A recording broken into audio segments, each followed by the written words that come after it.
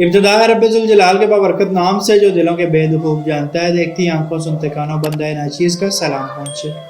حضرت ابو بکر صدیق رضی اللہ تعالیٰ عنہ کی صداقت کا اعلان۔ حضرت ابو بکر صدیق اکبر رضی اللہ تعالیٰ عنہ ایک روز چلتے پھرتے مدینے میں یہودیوں کے محلے میں جا پہنچے۔ وہاں ایک بڑی تعداد میں یہودی جمع تھے۔ اس روز یہودیوں کا بڑا عالم فنحاس اس اجتماع میں آیا تھا۔ صدیق اکبر رضی اللہ تعالیٰ عنہ نے فنحاس سے کہا، اے فنحاس، اللہ سے ڈرو اور اسلام قبول کر لو۔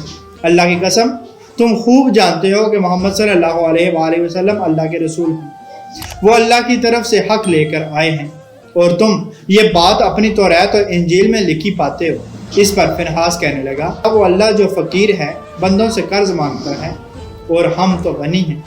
غرض فنحاس نے مذاق کیا اور قرآن کی آیت پر اللہ کا مذاق اڑایا۔ صدیق اکبر رضی اللہ تعالیٰ عنہ نے جب دیکھا کہ اللہ کا دشمن میرے مولا کا مذاق اڑا رہا ہے، تو انہوں نے اس کے منہ پر تماچا دے مارا اور کہا، اس رب کی قسم جس کی مٹھی میں اکبر کی جان ہے، اگر ہمارے اور تمہارے درمیان معاہدہ نہ ہوتا تو اے اللہ کے دشمن میں تیری گردن اڑا دیتا۔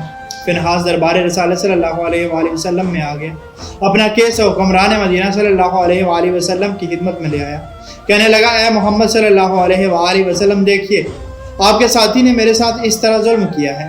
اللہ کے رسول صلی اللہ علیہ وآلہ وسلم نے صدیق اکبر رضی اللہ تعالیٰ عنہ سے پوچھا، آپ رضی اللہ تعالیٰ عنہ نے کس وجہ سے اس کو تھپڑ مارا؟ تو صدیق اکبر رضی اللہ تعالیٰ عنہ نے عرض کی، اے اللہ کے رسول صلی اللہ علیہ وآلہ وسلم، اللہ کے دشمن نے بڑا باری کلمہ بولا۔ اس نے کہا اللہ فقیر ہے اور ہم لوگ غنی ہیں۔ اس نے یہ کہا اور مجھے اپنے اللہ کے لیے غصہ آ گیا، چنانچہ میں نے اس کا منہ پیٹ ڈالا۔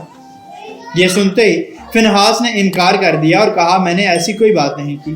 اب صدیق اکبر رضی اللہ تعالیٰ عنہ کی گواہی دینے والا کوئی موجود نہ تھا۔ یہودی مکر گیا اور باقی سب یہودی اس کی پشت پر تھے۔ یہ بڑا پریشانی کا سما تھا، مگر اللہ نے اپنے نبی صلی اللہ علیہ وآلہ وسلم کے ساتھی کی عزت اور صداقت کا عرش سے اعلان کرتے ہوئے یوں شہادت دی، آل عمران۔